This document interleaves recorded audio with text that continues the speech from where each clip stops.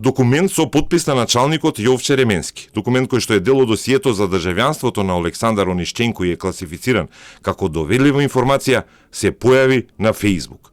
На документот стои дека лани на крајот на ноември секторот за спротивставување на тероризам и насилен екстремизам во АНБ до Оделот за безбедносни проверки и НАТО регистар испратиле одговор за Онишченко во кој е наведено дека секторот не располага со материјали од противуставен и криминално штетен карактер.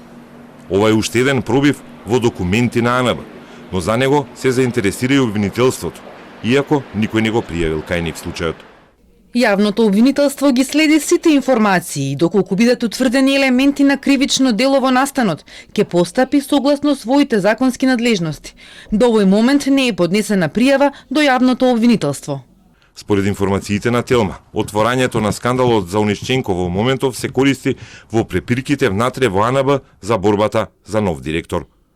Премиерот, кој треба да го предложи наследникот на директорот Виктор Димовски, вчера рече дека за 24 дена ќе биде избран нов директор, поради веќе усогласениот избор на Димовски за амбасадор во Франција. За случајот Онишченко веќе се подготвени 2 суспензии во АНБ во Оделот за безбедносни проверки кој треба да се координира со земјите членки на НАТО, поради лажирањето на проверката на Онишченко.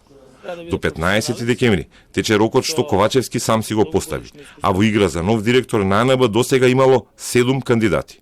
Тројца се актуелни началници во АНБ, чие евентуално назначување сега зависи од нивната улога и нивните пропусти во скандалот Онишченко. Кандидати има и од МВР, жена функционер и долгогодишен началник во голем сектор на јавната безбедност. Последните двајца кандидати за нов шеф на АНБ се професори од Факултетот за безбедност. Лобирањата траат со недели, а Онишченко само дополнително ги ражести тие на 3 разузнавачки борби. Сообщите мне, кто звонит, и я перезвоню вам.